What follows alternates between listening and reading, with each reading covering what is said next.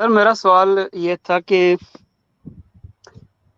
آپ زیادہ تر ہسٹری پہ بات تو نہیں کرتے، لیکن پائلٹ صاحب اگر آتے یا آپ بھی اگر اس پہ کمنٹ کرنا چاہیں کہ اسلامی تاریخ میں کہتے ہیں کہ جو ویلفیئر اسٹیٹ کا سسٹم ہے، اصل میں اس وقت یورپ میں رہ رہا ہوں، تو پہلے میں پاکستان میں تھا، اچھا تو میں نے تھوڑا کمپیریزن کیا ہے کہ ہماری لائف وہاں پہ کیا سوچتے ہیں ہم، کیونکہ آپ کی اسٹریم میں کافی لوگ آ کے پاکستان سے بھی نا سوال کرتے ہیں کہ یار زندگی جی کا مقصد کیا تھا، کیا ہونا چاہیے وغیرہ وغیرہ. تو میں بھی یہی سوچتا تھا جب ہم کالج میں آئے تھے، 15-16 سال کے تھے، 17 سال کے. جی تو اس وقت ہمیں وہاں پہ جو زندگی کا مقصد بتایا گیا تھا، تو وہ اس وقت تو ہم قائل ہو گئے تھے، لیکن بعد میں جب ادھر یورپ آ کے میں نے دیکھا کہ یہاں کے جو بچے ہیں یا لوگ ہیں وہ کیسے رہ رہے ہیں. جی ہاں جی تو اس وجہ سے میں یہاں پہ دیکھا کہ ہیلتھ کیئر میں یہاں پہ یہ ہے کہ اگر کوئی ڈسیبلڈ بندہ ہے یا کچھ اس کے ہاتھ کام نہیں کر رہے، تو گورنمنٹ جو ہے اسے کھانا دینے کے لیے یا کپڑے چینج کرنے کے لیے، سب کچھ کرنے کے لیے ملازم دیتی ہے. یا کوئی ہوں بندہ جا کے نا پوری زندگی اس کو کرتا رہتا ہے جب تک وہ بندہ زندہ رہتا ہے. جی تو جو اسلام میں ہاتھ کاٹنے کا جو سزا ہے، اس حوالے سے میں کہہ رہا تھا کہ جب ظاہری بات ہے کسی کے ہاتھ کاٹ دیے ہیں، تو کیا گورنمنٹ اس کو پھر اس طرح کی فیسلٹی یا اس کی فیملی کو یا پورے یہاں پہ تو یہی سسٹم ہے کہ اگر کوئی بندہ اس طرح کا ہے تو فیملی، بچے، تعلیم، یہ چیزیں پھر گورنمنٹ رسپانسبلٹی لے لیتی ہے.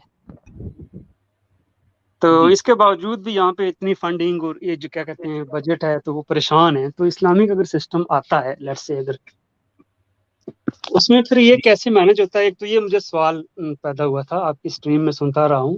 اور دوسرا یہ آپ بعد میں بے شک جواب دے دیں، میں نکل جاؤں گا، تھوڑا کمنٹ کر لوں کہ یہاں پہ میں نے دیکھا ہے کہ جتنے بھی مذہب ہیں وہ سارے پیار محبت سے، سکھ بھائی ہمارے، ہندو، مسلمان، جی تو سارے رہتے ہیں یہاں پہ. تو میں پہلے جب یہاں آیا تو میں نے یہی سوچا کہ یار ادھر دیکھو سارے کیسے پیار محبت سے رہ رہے ہیں، تو ہم لوگ وہاں پہ کیوں نہیں رہے. مطلب یہ ایک سوال پیدا ذہن میں میرے ہوا تھا. ہوں اور دوسرا یہ کہ میں ہاسپٹل میں گیا، کوئی بندہ بیمار تھا، تو میں نے کہا کہ مسجد میں جانا ہے، تو انہوں نے مجھے پریئر روم میں بھیج دیا نا. یہ آپ کے جو خاکسار صاحب ہیں اور یہ جو آتے رہتے ہیں یہاں سے، عباس بھائی، عباس جی آغا، جی جی تو جی ان سے بھی جی آپ پوچھ سکتے ہیں کہ وہ بتائیں گے آپ کو کہ یہاں پہ ہاسپٹل میں جائیں تو آپ کو کہتے ہیں کہ پریئر روم میں جاؤ، تو وہاں پہ سارے مذہب کا ایک ہی روم ہے، پریئر روم. جی ہاں تو وہاں پہ میں نے فرسٹ ٹائم دیکھا کہ مندر کا جو ہے نا وہ مورتی بھی ہے اور اس طرح کی چیزیں.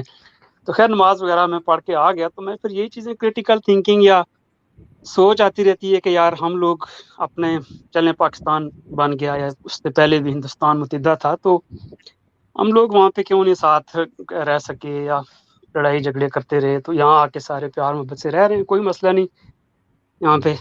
تو یہ میرے ذہن میں سوال تھے. باقی سوری میں فرسٹ ٹائم آیا ہوں، تو مجھے پتہ نہیں ہے کہ کیا کیسے جا رہا ہے، میری آواز آ رہی ہے یا کیا. تو میں نیکسٹ جی ٹائم ہاں پھر آؤں بہت گا، میرا وقت ہی بس یہی آپ سے جی سوال تھا. جی بڑا اچھا لگا جناب، آپ تشریف لائے. بڑی آپ نے جو ہے بڑے اچھے نقطے جو ہے آپ نے یہاں رکھے. یقیناً ان پر غور کرنا چاہیے ہم سبھی کو. انسان ہونے کی حیثیت سے یہ ساری باتیں زیر بحث آنی چاہیے، اور یہی اصل میں انسان ہونے کا جو ہے کا مقصد بھی ہے. انسان کا مقصد یہ نہیں ہے کہ جو ہے آپس میں لڑتے جھگڑتے رہیں، بلکہ مل جل کے رہیں.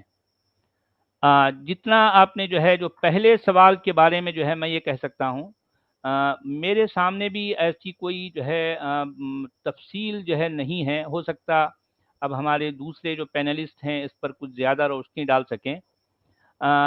البتہ اتنا ضرور لگتا ہے کہ قرآن نے جو چور یا چورنی کے ہاتھ کاٹنے کی بات کی ہے، وہ بذات خود جو ہے ایک غیر فطری جو ہے حکم ہے، غیر فطری عمل ہے. آپ سمجھیے، کیونکہ وہ اتنی جو ہے اتنی بےتکی سی بات وہاں کہی گئی ہے کہ اس کو پریکٹیکلی جو ہے اس کو اپلائی کرنا ویسے ہی مشکل ہے، کیونکہ اس میں کوئی ڈیٹیل نہیں بتائی گئی کہ آخر کون سے چور کے ہاتھ کاٹنے ہیں. کیا کوئی چھوٹی سی معمولی سی چوری کر لیتا ہے تو اس کے بھی ہاتھ کاٹنے ہیں، یا اگر جو ہے کتنی جو ہے رقم یا کتنی مالیت کی کوئی چیز جو ہے چوری کرنے کے بعد اس کے ہاتھ کاٹے جائیں گے، اس پر بھی جو ہے بڑے اختلافات رہے ہیں۔ تو نہیں جتنا سچ میں نے والا جو جی، ہے جی لیکن جناب، کیا اس رول پہ کبھی عمل ہوا؟ کسی چور کے ہاتھ کاٹنے کا ایسا ہم نے کہیں دیکھا ہے، میں نے پڑھا ہے سنا ابھی؟ ضرور ہے، میں نے کہیں پڑھا بھی ہے، مگر اب ہمارے بھائی صاحب نے جو سوال کیا وہ واقعی بڑا جو ہے بہت اہم سوال ہے، کہ یوں تو عام حالات میں بھی جو ہے جو ویلفیئر سینٹر جو ہے، ویلفیئر جو ہے ہمارے جو ہے جو اسٹیٹس ہمارے مسلم ممالک میں نہیں ہیں، تو اس میں بڑی مشکل ہوتی ہے، اور جو ہے یہ جس کے ہاتھ کاٹ دیے جائیں تو اس کے بعد اس بیچارے کا کیا بنے گا؟ اگر مان لیں جو ہے اس کا رائٹ ہینڈ کٹ گیا، یا پھر جو ہے کچھ دن کے بعد دونوں ہاتھ کٹ گئے، تو اس کا ہوگا کیا؟ اس کی زندگی کیسے گزرے گی؟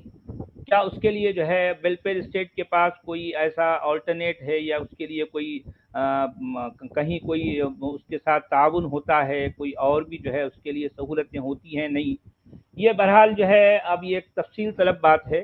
اب یہ اتنی باریکی سے تو میں نے جو ہے اس کا مطالعہ نہیں کیا، لیکن اتنا ضرور ہے کہ جو ہے میرے سامنے اس طرح کے ایسے واقعات، ایسی باتیں نہیں آئی۔ تو مجھے یہی لگتا ہے کہ مسلم معاشرے میں چوریاں تو ضرور ہوتی تھیں اور آج بھی ہوتی ہیں، لیکن قرآن کے اس حکم پر عمل نہیں ہوتا۔ تو مجھے یہی لگتا ہے کہ یہ اس لیے عمل نہیں ہوتا کہ یہ عمل ہونا غیر فطری ہے، یہ عملی طور پر یہ چیز جو ہے ممکن نہیں ہے، جی غیر انسانی ہے، کسی معاشرے ہاں میں قابل قبول نہیں ہے یہ بات۔ جی ہاں۔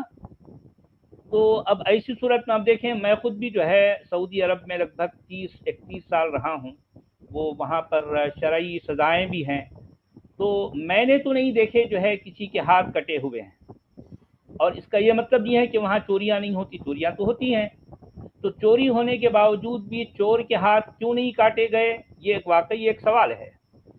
تو مجھے یہی لگتا ہے کہ اس لیے نہیں کاٹے گئے کہ یہ کاٹنا اصل میں کوئی مسئلے کا حل نہیں ہے، اور پھر دوسری بات یہ ہے کہ یہ ایک انتہائی غیر فطری اور غیر انسانی جو ہے یہ سزا ہے، اس کو لاگو کرنا کم از کم آج کے دور میں تو کوئی انسان سوچ بھی نہیں سکتا۔